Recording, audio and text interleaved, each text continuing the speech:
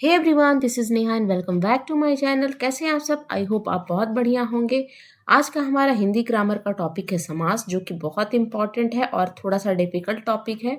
समास को समझने में दिक्कत आती है, लेकिन आज के इस क्लास के बाद आपको समास समझने में या समास के भेदों के बारे में या समास को डिफ्रेंशिएट करने में आपको कहीं भी दिक्कत नहीं आएगी।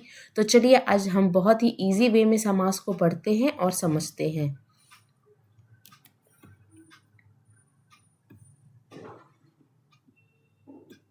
चलिए, सबसे पहले हम समास क्या होता है या उस समास की परिभाषा को समझेंगे। समास का तात्पर्य होता है, क्या होता है? संक्षिप्तीकरण। संक्षिप्तीकरण का मतलब क्या होता है? इसका शाब्दिक अर्थ होता है छोटा रूप, यानी किसी भी चीज़ को छोटा करके बोलना। यानी कोई भी अगर ऐसा वाक्य है जिसको बोलने में टाइम लग रहा है और उसको एक एक ही शब्द में उसको छोटा कर दिया जाए, किसी वाक्य को एक शब्द में छोटा कर दिया जाए, वो क्या होता है? समास होता है। ठीक है ना? यानी किसी भी चीज़ को छोटा करके बोलना, जिसको बोलने में टाइम ना लगे, वो होता है समास। अर्थात जब दो या दो से अधिक शब्दों से मिलकर जो नया और छोटा शब्द बनता है, उसे हम समास कहते हैं। दूसरे शब्दों में, दो या दो से अधिक शब्दों से मिलकर बने हुए एक नवीन, यानी नवीन मतलब क्या है? नया शब्द, और एवं सार्थक। सार्थक का मतलब क्या है? कि नया शब्द बनेगा ना, तो उसका कोई एक मीनिंग होना चाहिए, है ना?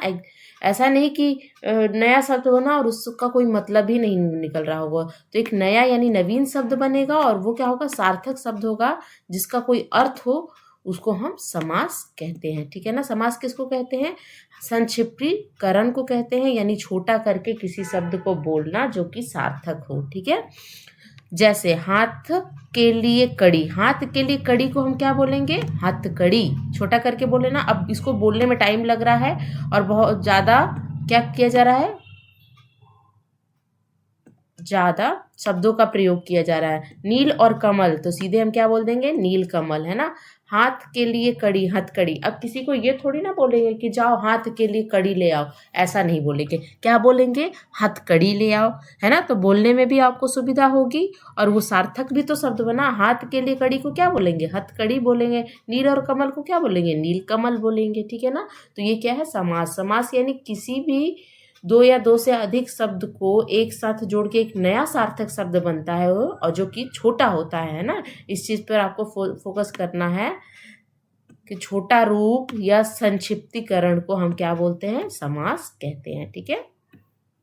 अब समास में क्या होता है? दो पद होता है, पूर्व पद और उत्तर पद। अब आपको समझना है कि पूर्व पद क्या होता है, उत्तर पद क्या होता है, और पूर्व पद और उत्तर पद को मिलाएंगे तो क्या बनेगा, यानी समस्त पद बनेगा, वो हम पढ़ेंगे।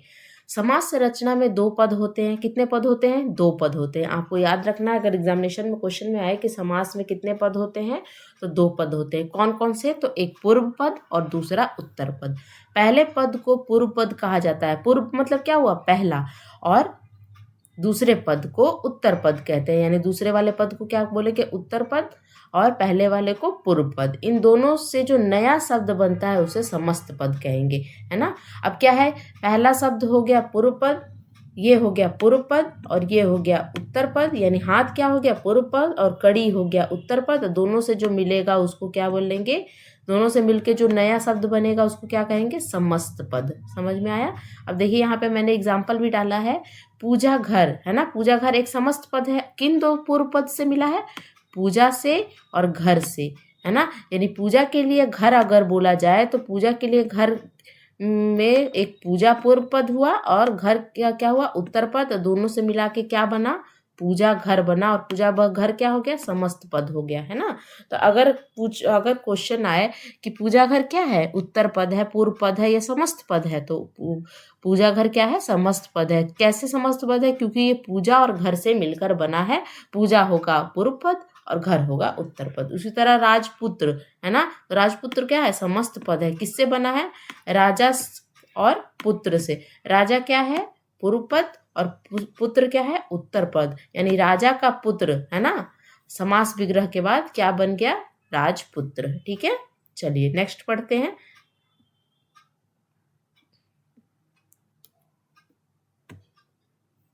समास के भेद, है ना? आपको ये याद रखना है, भेदों के बारे में पूछा जाता है कि समास के कितने भेद होते हैं, तो समास के कुल या मुख्यतः 6 भेद होते हैं। कितने भेद होते हैं? 6 भेद होते हैं। अब देखिए आप इसको कैसे निकालोगे? कभी अगर एग्जामिनेशन में अगर भूल जाओ कि समास के कितने ये भेद होते हैं तो आपको कैसे पता लगाना है?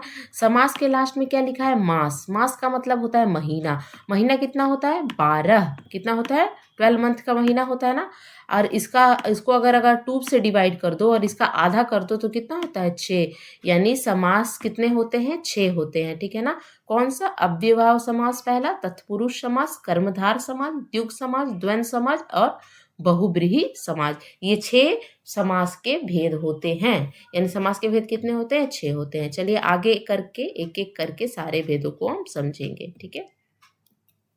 सबसे पहले अव्ययभाव समाज है ना, जिस समाज का पूर्व पद, अब समझ में आ गया ना कि पूर्व पद क्या होता है और उत्तर पद क्या होता है। तो जिस समाज का पूर्व पद प्रधान हो, यानी अव्ययभाव समाज का, अव्ययभाव समास का कौन सा पद होता है प्रधान? प्रधान मतलब प्रधान मतलब क्या होता है? फोकस वाला, है ना, इम्पोर्टेंट।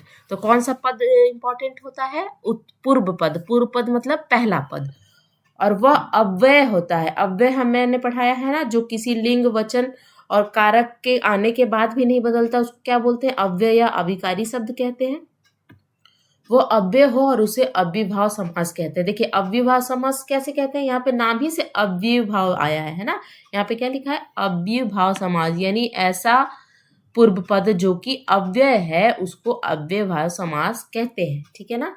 इसमें अव्यय पद का प्रारूप लिंग, वचन, कारक में नहीं बदलता, है ना, वह हमेशा एक जैसा रहता है, ठीक है।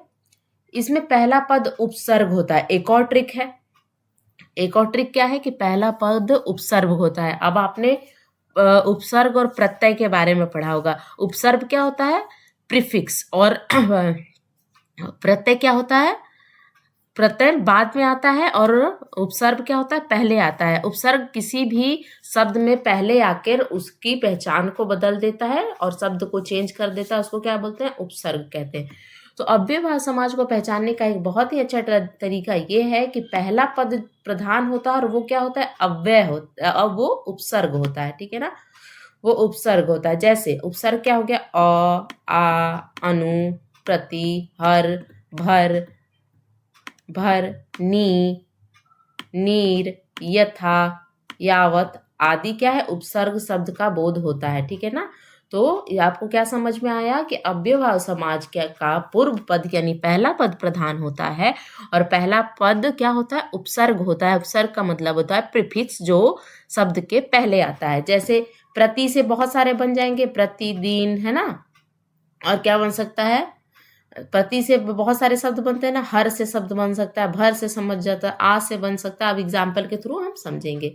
जैसे यथा, यहाँ पे ये उपसर्ग है ना, तो यथा से क्या बोला? यथा शक्ति, यथा संभव, इस तरह हम बोल सकते हैं ना। तो ये जो आप देख रहे हो ना, यथा शक्ति, तो शक्ति के अनुसार। यथा शक्ति का मतलब क्या होता है? शक्ति के अनुसार। तो अगर लिखा रहा है शक्ति के अनुसार तो क्या बन जाएगा उसका समास? कैसे उसको संक्षिप्त करके बोलेंगे, कैसे उसको छोटा करके बोलेंगे? यथाशक्ति, ठीक है। प्रतिदिन यानी प्रत्येक दिन को क्या बोलते हैं? प्रतिदिन। तो इसमें प्रति क्या है? उपसर्ग है ना। जन्म से लेकर यानी आ जन्म, आ क्या है? यहाँ पे उपसर्ग है ना। और आ जन्म से लेकर को संक्षिप्त में छोटा करके क्या बोलेंगे? आ जन्म, है ना। घर घर यानी प्रत्येक घर को क्या बोलते हैं? घर घर। रात ही रात में यानी रातों रात। अनुकूल, अनुकूल क्या है? अच्छा ये बताइए, ये सब जो शब्द है ये क्या है? ये है समस्त पद, है ना। ये समस्त पद है। एक है पूर्व पद और एक है उत्तर पद, लेकिन जो मेन शब्द बनता है, जो नया सार्थक शब्द बनता है, वो क्या होता है? समस्त पद होता है, ठीक है। जैसे अनुकूल, अनुकूल क्या है? मन के अनुसार, है ना। भर पेट यानी पेट भर कर, है ना। भर पेट खाया यानी पेट भर के खाया। बेशक यानी शक के बिना, बेशक यानी कोई शक नहीं है ना। तो यहाँ पे अनु क्या हो गया? उपसर्ग हो गया। भर क्या होगा? उपसर्ग हो गया। बे क्या हो गया? उपसर्ग हो गया। और उपसर्ग को जोड़कर दूसरे शब्दों से एक नया शब्द बनता है तो उसको क्या बोलते हैं? अव्ययभाव समाज कहते हैं। और अव्ययभाव समाज में पूर्व पद प्रधान होता है और उसमें ज्यादातर हम उपसर्ग का प्रयोग करते हैं। अब यहाँ पे एक चीज आपको और ध्यान देना है कि ये जो है रातों रात, ये दिख रहा है ना, रातों रात, और रातों रात और घर घर, ये दो आपको दिख रहा है ना।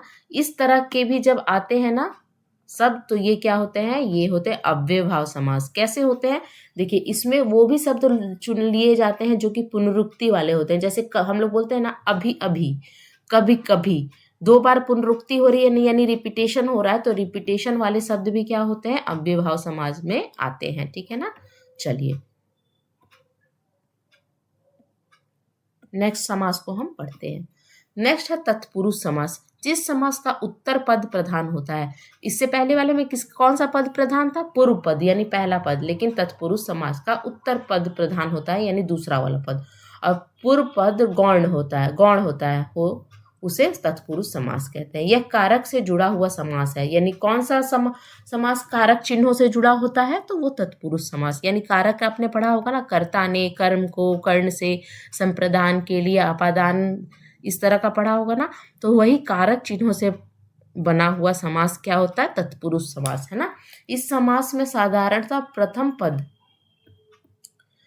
विशेषण और द्वितीय पद विशेष्य। अच्छा, विशेषण क्या होता है, जो विशेषता बताता है, और विशेष्य क्या होता है, जिसकी विशेषता बताई जाती है वो विशेष्य होता है। यानी जिसकी विशेषता की जा रही है वो विशेष्य हो गया, और विशेषता क्या होता है, विशेषण, जो विशेषता बताता है वो विशेषण होता है। तो इसमें क्या बोले, इस समास में प्रथम पद क्या होता है, विशेषण, और द्वितीय पद यानी दूसरा पद क्या होता है, विशेष। और इसमें कौन सा पद प्रधान होता है, उत्तर पद, यानी विशेष इसमें प्रधान होगा। ठीक है ना। द्वितीय पद अर्थात बदलने वाले पद के विशेष होने के कारण इस समास में उसकी प्रधानता रहती है ना। तो दूसरा पद जो होता है वही बदलता है, इसीलिए उसकी प्रधानता रहती है। जैसे अब कारक चिन्हों का कैसे प्रयोग करके इसको बनाया जाता है वो देखते हैं। धर्म का ग्रंथ, कर्ता ने कर्म को कर्ण से, है ना। और धर्म का ग्रंथ, इसको क्या पढ़ेंगे, धर्म ग्रंथ।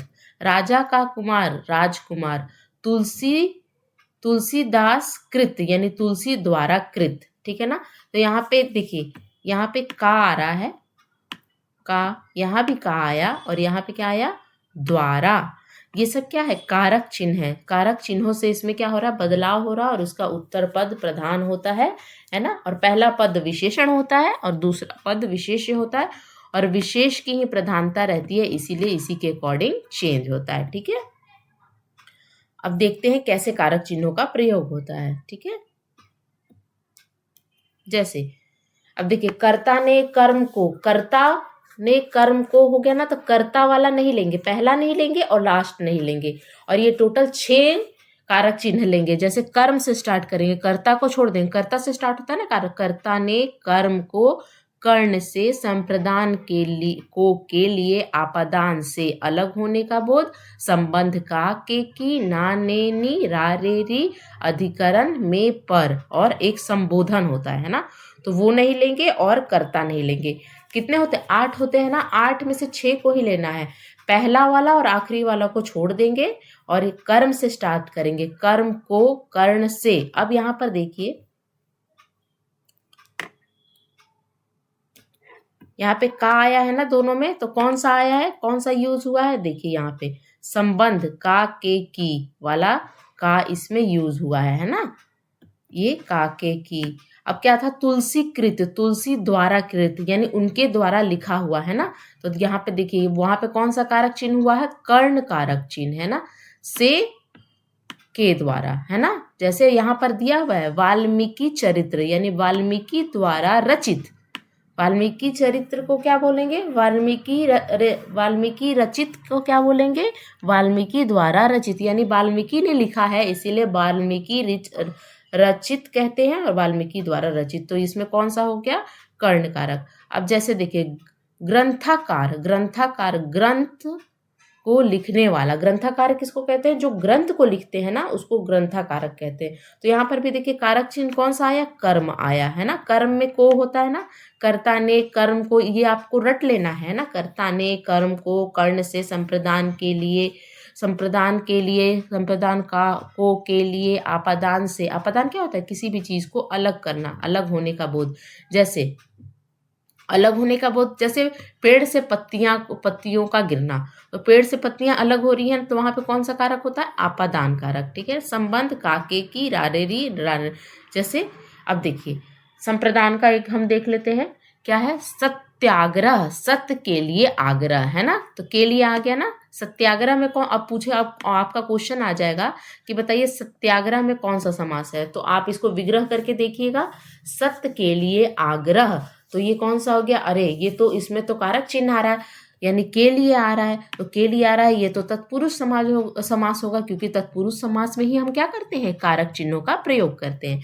अब देखिए अगर आ जाए पथ भ्रष्ट, तो इसको तोड़ के देखिए, पथ से भ्रष्ट, पथ से भ्रष्ट, यानी ये यहाँ पे तो आपदान कारक आ रहा है, आपदान कारक में होता है स, यानी पथ से भ्रष्ट, यानी पथ जो है, जो रास्ता है उससे क्या हो गया है, भटक गया है ना, तो उसको पथभ्रष्ट कहते हैं। तो यहाँ पर भी आप क्या लगा लोगे दिमाग कि ये है तत्पुरुष समास। अब राजसभा है ना, तो राजसभा है तो राजा की सभा, है ना, राजा की सभा, यहाँ पे का के की नाने नी वाला यानी संबंध कारक हो गया ना। संबंध कैसे है, राजा का सभा है ना, राजा की सभा है ना, इसीलिए। अधिकरण, अधिकरण में पर, अधिकरण में क्या होता है, में पर हो अहो इस तरह का आता है ना। जैसे जल समाधि, जल में समाधि, है ना, जल में समाधि। अब आ गया, अगर क्वेश्चन में आ गया कि जल समाधि में आपको बताना है कि कौन सा समास है, तो क्या आप उसको विग्रह करके देखोगे, जल समाधि यानी समाधि कहाँ लिया गया है, जल के अंदर, तो जल में समाधि, ठीक है ना। तो आई थिंक आपको समझ में आ गया होगा तत्पुरुष समास क्या है, कौन क्या होता है और कैसे होता है। जब आप इसका एमसीक्यू करोगे ना तो क्लियर हो जाएगा। जैसे ही ग्रामर खत्म होगा तो मैं एमसीक्यू वाले क्लासेस स्टार्ट कर दूंगी, ठीक है। चलो नेक्स्ट पढ़ते हैं समास। देखिए तत्पुरुष समास को थोड़ा सा समझने में दिक्कत आती है, बाकी और सारे समास जो हैं वो इजी होते हैं, ठीक। अब कर्मधार समास, जिस समास का उत्तर पद प्रधान होता है, देखिए इसमें भी उत्तर पद यानी दूसरा पद प्रधान बताया जा रहा है, किसमें, कर्मधार समास में। जिसके लिंग वचन भी समान होते हैं, जो समास में विशेषण विशेष्य और उपमेय उपमान से मिलके बनते हैं, है ना। विशेषण विशेष और उपमेय उपमान, है ना। उपमेय क्या होता है, जिसकी तुलना की जाती है, और उपमान क्या होता है, जिससे तुलना की जाती है ना। विशेषण क्या है, विशेषता बताने वाला, और जिसकी विशेषता बताई जाती है वो विशेष्य होता है, ठीक है ना, उसे कर्मधार समास कहते हैं। और पिछले क्लासों में मैंने विशेषण विशेष उपमेय उपमान को समझाया है, इसलिए आपको दिक्कत नहीं आनी चाहिए, ठीक है ना। कर्मधार समाज में व्यक्ति, वस्तु आदि की विशेषता का बोध कराया जाता है। अब इस पे देखिए ध्यान देने वाली बात यह है कि कर्मधार समाज में किसी भी चीज की विशेषता बताई जाती है ना, यानी उसको क्या किया जाता है, उसको उसमें थोड़ा सा बटरिंग कह दीजिए या कुछ भी कह दीजिए, विशेषता यानी उसको उसके बारे में अच्छा बताया जाता है ना, उसकी क्वालिटी को बताई जाती है, तो वो क्या होता है, कर्मधार समाज। आप जब क्वेश्चन आएगा या आप एग्जाम्पल देखोगे तो समझ में आएगा। कर्मधार समास के विग्रह में जब आप विग्रह करोगे, उसको तोड़ोगे तो कैसे तोड़ोगे, है जो के समान लगाओगे तो आपका विग्रह इजी हो जाएगा, तो वो क्या होता है, कर्मधार समास। जो तथा रूपी शब्दों का प्रयोग होता है, जो का भी प्रयोग हो सकता है, देखिए ज्यादातर आता है जो, यानी आप विग्रह करेंगे है जो आएगा और के समान आएगा, ये दोनों अलग है ना। है जो तथा रूपी शब्दों का प्रयोग होता है। जैसे आप देखिए चंद्रमुख, चंद्रमुख यानी चंद्रमा, चंद्रमुख को विग्रह करेंगे तो क्या है, जैसे लिखा है चंद्रमुख, तो चंद्रमुख को विग्रह कीजिए, चंद्रमुख से समझ में आ रहा है कि चंद्रमा के समान मुख, यानी चंद्रमा के समान, विग्रह करने पे के समान आया ना, मुख वाला, है ना। यहाँ पे विशेषता बताई जा रही है ना, किसकी विशेषता बताई जा रही है, मुख की विशेषता बताई जा रही है, और विशेषता बताने वाला क्या है, चंद्रमा, यानी मुख क्या हो गया, ये मुख हो गया विशेष और विशेषता क्या हो गया, चंद्रमा, यानी मुख क्या हो गया, उपमेय, और जिससे विशेषता बताई जाती है उपमान, ठीक है। अब देखिए दही बड़ा, दही में डूबा हुआ बड़ा, है ना, यानी दही में डूबा हुआ बड़ा, बड़ा की विशेषता क्या बताई जा रही है कि वो दही में डूबा हुआ है ना। गुरुदेव, गुरु रूपी देव, है ना, यहाँ पे रूपी भी आपको ध्यान में रखना है ना, जो भी आपको ध्यान में रखना है, ठीक है, और जो है जो भी ध्यान में रखना है, और के समान, यानी विग्रह करने पे इन सब ये सब वर्ड आने चाहिए, यानी ये सब शब्द आने चाहिए, तो वो कौन सा समास होगा, कर्मधार समास। और आपको ध्यान में रखना है कर्मधार समास में विशेषता बताई जाती है, ठीक है ना। जैसे चरण कमल, कमल के समान, देखिए के समान आ गया ना, कमल के समान चरण। आपको विग्रह करके देखना पड़ेगा एग्जाम में, अगर विग्रह करके देखने पे आपको पता चल जाएगा कि ये कौन सा समास बोल रहा है। नील गगन, नीला है जो गगन, नील गगन किसको कहेंगे, नीला है जो गगन या नीला है जो आसमान, गगन मतलब क्या होता है आसमान, तो उसको क्या बोलेंगे कर्मधार समास। तो ज्यादातर क्या आएगा उसको विग्रह करने में, है जो, के समान, जो और रूपी, है ना, तो ये होता है कर्मधार समास, है ना। और इसका कौन सा पद प्रधान होता है, उत्तर पद यानी दूसरा पद। और किस समास का उत्तर पद प्रधान था, तत्पुरुष समास का। किस समास का पूर्व पद पहला पद प्रधान था, अव्ययभाव समास का, जो हमने सबसे पहले पढ़ा और उसमें उपसर्ग का यूज हो रहा था, ठीक है।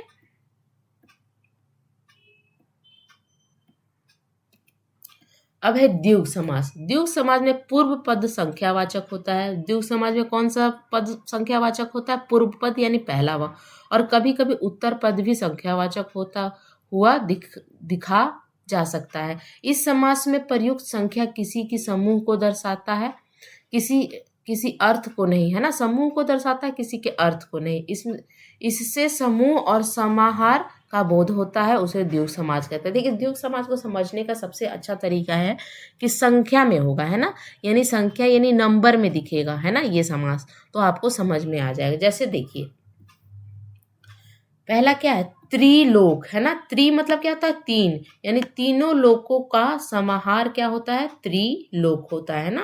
तो ये त्रि क्या हो गया, पहला संख्यावाचक हो गया ना। शताब्दी, है ना, 100 साल को कहते हैं ना शताब्दी, 100 अब्दों का समूह, है ना। सप्त ऋषि यानी सप्त मतलब सात, सप्त ऋषि 7 ऋषियों का समूह, ठीक है। तो यहाँ पे सब में देखिए नंबर आना है, त्रि शताब्दी, है ना। फिर देखिए तिरंगा यानी 3 रंगों का समूह, है ना, तिरंगा झंडा हमारा। चतुर्भुज, चतुर्भुज यानी यहाँ पे क्या हो जा रहा है, यहाँ पे ग्रुप को डिस्क्राइब किया जा रहा है ना। ग्रुप में यहाँ पे पता है क्या ना कि समास में प्रयुक्त किसी की समूह यानी ग्रुप को दिखाया जा रहा है ना। 9 ग्रह, 9 ये सब कैसे रहते हैं, 9 ग्रह कहाँ रहते हैं, एक साथ रहते हैं ना। 9 ग्रह मंदिर का नाम आपने सुना होगा। तिरंगा 3 रंगा यानी 3 रंगों का समूह, है ना। समाहार, दोपहर, 2 पहरों का समाहार, 2 पहरों का समाहार, दोपहर क्या होता है, सुबह और शाम जब मिलते हैं तो क्या बनता है, दोपहर होता है ना। फिर क्या है, त्रिवेणी, 3 वेणियों का समूह, यानी त्रिवेणी कहाँ होता है, 3 नदियां जहां मिलती है वहां क्या बनता है, त्रिवेणी बनता है। तो यहाँ पे कहाँ हो रहा है, यहाँ पे समूह बन रहा है ना। 9 ग्रह का बने, 3 नदियों का बने, है ना, 3 रंगों का बने, तो यहाँ पे समूह की बात हो रही है। और दूसरा ट्रिक क्या है कि पहला जो आपका अक्षर होगा या वो क्या होगा, या स्टार्ट कैसे होगा, आपको नंबर से स्टार्ट होगा, संख्या से स्टार्ट होगा। अब यहाँ पे समझने की बात ये है कि अब इसमें फंसते कहाँ हैं लोग, आपको बताती हूँ। 1 2 3 4 5 8 9 8 9, है ना, 9 और 10 भी ले सकते हैं, तो वो द्विगु समास होते हैं। जैसे त्रिलोक, शताब्दी, सप्त ऋषि, तिरंगा, ये जो होते हैं ना 1 2 3 9 तक, और 10 30 40 ऐसे वाले शब्द जो आते हैं ना, जैसे 10 लिखा हो, 20 लिखा हो, 40 लिखा हो, तो ये क्या होता है, ये द्विगु समास होता है ना, ये संख्यावाचक में ही आएगा। लेकिन जहां पे आ जाए 35, है ना, 35 आ जाए, तो 35 किससे बनता है, 30 और 5 से मिलके बनता है, यानी 30 और 5 मिलके क्या बनेंगे, मीन्स क्या होता है, अब ये हो जाएगा द्वंद्व समास, जो हम इसके बाद पढ़ने वाले हैं, है ना। तो आपको समझना ये है कि 1 से लेके 9 तक जो भी क्या आए नंबर आए वो द्विगु समास में आते हैं। लेकिन अगर आ जाए कि बताइए कि 35 में कौन सा समास है, तो 35 किस चीज से बना है, 2 चीजों से मिलकर बना है, 30 से मिलके बना है और 5 से मिलके बना है। 30 और 5 क्या होता है, 35, तो वो द्वंद्व समास होता है। द्वंद्व समास क्या होता है, इसके बाद हम पढ़ेंगे। जैसे 11, 11 कैसे बना है, 11 प्लस थी 10 प्लस 1, सॉरी यहाँ पे मिस्टेक है, 10 प्लस 1 क्या होता है, 11 होता है, ठीक है ना। तो 11 भी 2 से बना है, 10 में 1 जोड़ने से क्या बना है, 11, तो वो भी द्वंद्व समास होता है ना। जब द्वंद्व समास आगे हम पढ़ेंगे कि जब 2 चीजें मिलके बनते हैं तो क्या होता है, द्वंद्व समास होता है ना। तो आपको याद रखना कि द्विगु समास में वही आएंगे जो कि पहला अक्षर क्या होता है, संख्यावाचक होता है। और संख्यावाचक में भी कौन सा संख्यावाचक होता है, 1 से 9 तक, और 10 20 30 40 50 ऐसे वाले, है ना। अब 35, 52, 53, है ना, 67, ये सब द्वंद्व समास में चले जाते हैं। ठीक है, चलिए आगे बढ़े। द्वंद्व समास आ गया, अब इसको समझते हैं, तब वो आपका क्लियर हो जाएगा। ठीक है, इस समास में दोनों पद ही प्रधान होते हैं। अब देखिए, अभी तक हम लोग क्या पढ़ रहे थे, कोई एक पद प्रधान हो रहा था, जैसे अव्ययवाह में पहला पद प्रधान हो रहा था, तत्पुरुष और द्विगु में दूसरा पद प्रधान था। लेकिन ये द्वंद्व समास ऐसा होता है जिसके दोनों पद प्रधान होते हैं, यानी दोनों को इक्वल इंपॉर्टेंस दिया गया है ना। इक्वल क्या दिया गया है, अधिकार दिया गया है, इंपॉर्टेंस दिया गया है, वैल्यू दिया गया है दोनों को, है ना, दोनों पदों को। तो द्वंद्व समास में अगर क्वेश्चन आए कि किस समास के दोनों पद प्रधान हैं, तो वो कौन सा होगा, द्वंद्व समास, है ना। आप ये देख लीजिए, आप इसको ट्रिक यहाँ पर देख लगा सकते हैं। द्वंद्व कैसे लिखा है, दव दव, तो ये क्या हुआ, 2 बार आया, यानी दोनों पद प्रधान। ठीक है, अब किसका, अब ऐसे ऐसे भी क्वेश्चन पूछता है, किसका पूर्व पद होता है, किसका उत्तर पद होता है, किसका दोनों होता है, किसका दोनों नहीं होता है, ऐसे क्वेश्चन किया जाता है एग्जामिनेशन में। ठीक है, तो इस पद का आपको ध्यान रखना है कि दोनों पद क्या होते हैं, प्रधान होते हैं, यानी दोनों पद को इक्वल वैल्यू मिलती है। इससे इसमें किसी भी पद का गौण नहीं होता, ये दोनों पद एक दूसरे पद के विलोम होते हैं, अक्सर विलोम होते हैं, हमेशा नहीं होते हैं। ठीक है ना, लेकिन ये हमेशा नहीं होता है। इसका विग्रह करने पर, और इसका विग्रह करने पे क्या आएगा, और अथवा, विग्रह करना यानी उसको तोड़ना, है ना, या एवं का प्रयोग होता है। ये ट्रिक है कि विग्रह करने पे या तो और आएगा, अथवा होगा, या एवं, है ना, उसे द्वंद्व समास कहते हैं। द्वंद्व समास में योजक चिन्ह यानी ऐसा चिन्ह लगा रहता है, ये भी एक पहचानने का ट्रिक है।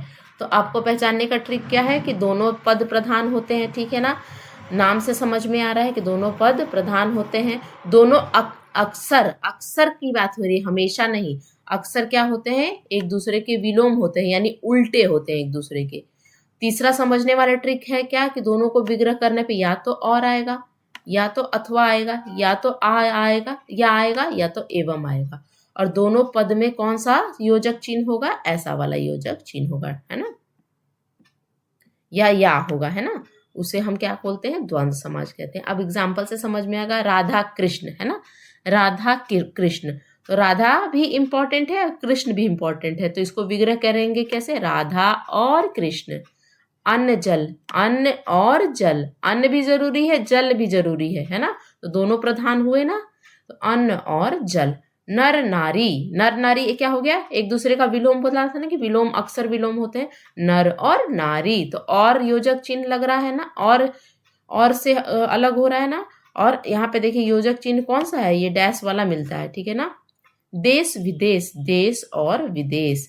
जलवायु, जल और वायु, जल भी इंपॉर्टेंट है, वायु भी इंपॉर्टेंट है, तो जल और वायु। अपना पराया, अपना पराया, यहाँ पे फिर विलोम आ गया, अपना या पराया। ठीक है ना, ट्रिक क्या है, ट्रिक एक बार आप देखिए कि या ये वाला चिन्ह रहेगा जो अभी हमने यहाँ पर देखा, और मीन्स, और इसका मतलब क्या होता है, मीन्स और या। ठीक है, अब यहाँ पर द्वंद्व समास में देखिए, अब और का कैसे हम लोग 35 को और 11 को द्वंद्व समास कह रहे थे, इससे पता चलेगा। यहाँ पे देखिए 35 कैसे बना है, 30 में 5 जोड़ने से क्या बना है, 35 बना है। तो कैसे हम 35 को क्या पढ़ सकते हैं, 30 और 5, है ना, तो 2 से मिलके बना है ना, 30 और 5 से मिलकर क्या बना है, 35 बना है। जो कि अभी हमने बोला था कि 35 को किस में करेंगे, द्विगु समास में कभी नहीं लिखेंगे। अब आ गया कि 35, तो आप द्विगु समास मार के आ गए कि अरे ऑप्शन द्विगु समास है, संख्यावाचक है, जल्दी से मारो द्विगु समास। लेकिन वहां पे आपका गलत हो जाएगा, क्योंकि वहां पे क्या है, कंफ्यूज करने के लिए आपको वो ऑप्शन डाल दिया है। 35 क्या होता है, द्वंद्व समास होता है, क्योंकि क्या हो, 2 नंबरों से मिलकर बना है, 2 संख्या से मिलकर बना है, 30 और 35। इसी तरह 11, इसको ठीक कर लीजिएगा। यहाँ पे 10 और 1 मिलके क्या बनेगा, 11 बनेगा, है ना, 10 और 1 मिलके 11, तो 10 और 11 मीन्स द्वंद्व समास में आता है। ठीक है, चलिए आगे बढ़ते हैं। अब आ गया बहुत सबसे इम्पोर्टेंट बहुव्रीहि समास, है ना। बहुव्रीहि समास सबसे इम्पोर्टेंट है, अब इसके बारे में हम पढ़ेंगे, ठीक है। इस समास में कोई भी पद प्रधान नहीं होता। देखिए अब इसका एक क्वेश्चन यहीं पे बन गया कि कौन से समास का कोई भी पद प्रधान नहीं होता है, ना पूर्व पद ना उत्तर पद। प्रधान मतलब दोनों में से किसी को वैल्यू नहीं मिलती है ना, प्रधान नहीं है। और इससे पहले वाले में हमने क्या पढ़ा था कि दोनों पद प्रधान होता है, ठीक है। जब दो पद मिलकर तीसरा पद बनाते हैं, यानी इसमें क्या है, दो पद मिलकर कौन सा पद बनाता है, तीसरा पद बनाता है या तीसरी ओर संकेत करता है, वह क्या होता है, बहुव्रीहि समास। जब तीसरा पद प्रधान होता है, इसका विग्रह करने पर वाला है, जो, जिसका, जिसकी, जिसके, है ना, वह आदि आते हैं। यानी कि यहाँ पर विग्रह करने पे क्या आना चाहिए, विग्रह करने पे आना चाहिए वाला, है, जो, जिसका, जिसकी, जिसके, वह आदि आता है। विग्रह करने पे क्या होता है, वाला, है, जो, जिसका, जिसकी, जिसके आदि आते हैं, वह बहुव्रीहि समास होते हैं। और इसमें एक चीज और लिखी, ज्यादातर जो भगवान के नाम होते हैं ना, वो किस में आते हैं, बहुव्रीहि समास में आते हैं, ठीक है। जिस समास में पूर्व पद तथा उत्तर पद दोनों में से कोई भी प्रधान ना होकर कोई अन्य पद ही प्रधान होता है, वह बहुव्रीहि समास होता है। जैसे नीलकंठ, नीला है कंठ जिसका, अर्थात शिव। यानी नीलकंठ है ना, नीलकंठ, नीला है कंठ, और किधर तीसरी ओर कहाँ किसको बता दिया, नीला है कंठ किसको बोलते हैं, किसके नाम को बोलते हैं, है ना, किसको बोलते हैं, नीलकंठ किसको बोलते हैं, शिव को बोलते हैं ना, शिव भगवान को बोलते हैं। तो यहाँ पे कहीं भी शिव नहीं आ रहा था, है ना, नीलकंठ आ रहा था। यानी दोनों में से कोई भी ना नील से बना ना कंठ से बना, किसी तीसरा वर्ड, कोई तीसरा क्या हो गया, वर्ड बन गया, यानी कोई तीसरा शब्द बन गया, वो क्या बन गया, शिव। यानी नीलकंठ किसको बोलते हैं, शिव को बोलते हैं। यानी एक पर्यायवाची टाइप का बन जाएगा, है ना, पर्यायवाची मतलब उसका सिमिलर वर्ड। यहाँ पर दोनों पदों ने मिलकर एक तीसरे पद शिव का संकेत किया, है ना, दोनों पद मिलकर किसको संकेत दिया, तीसरे पद को, जो कि क्या बना, नीलकंठ से क्या बन गया, नीलकंठ किसको बोलते हैं, नीला है कंठ जिसका, है ना, नीला है कंठ जिसका। अब इसमें क्या बोला है, जिसका आता है आता है, नीला है कंठ जिसका। यहाँ पे बताया गया था ना कि जिसका का यूज होता है, जिसका आया ना इसमें और है आया ना इसमें, तो इस तरह विग्रह करेंगे इसको, है ना, विग्रह यानी तोड़ कर देखेंगे, इसलिए यह बहुव्रीहि समास। अब देखिए नीलकंठ, नीला है कंठ जिसका, है ना, यानी शिव। और ये क्या है, लंबोदर, लंबा है ओदर जिसका। देखिए है आ गया ना और जिसका आ गया ना, तो विग्रह करने पे क्या आना चाहिए, है और जिसका, है और जिसका। अब लंबोदर किस भगवान को कहते हैं, यहाँ पे पर्यायवाची भी आ गया, यानी गणेश। तो आपको बहुव्रीहि समास को पहचानने का ये तरीका है कि लगभग जितने भगवान हैं, मोस्टली सारे भगवान के नाम बहुव्रीहि समास में आते हैं, ठीक है। विग्रह करने पे है, जिसका आता है, और जब दोनों पद मिलते हैं तो तीसरा पद एक नया पद बना देते हैं, है ना, और दोनों में से कोई भी पद इसमें प्रधान नहीं होते। यानी अब देखिए दशानंद, दश है आनंद जिसके, है ना, जिसका 10 सर वाले को किसको बोलते हैं, रावण। यानी तीसरा पद बन गया ना रावण। चतुर्भुज, चतुर्भुज यानी चार भुजाओं वाले किसको, कौन होते हैं, विष्णु जी, है ना। है जिसका, देखिए यहाँ पे आ गया ना, जिसके के बारे में हमने पढ़ा था ना कि जिसका आएगा विग्रह करने में, जिसकी आएगा, जो आएगा जिसका, है ना।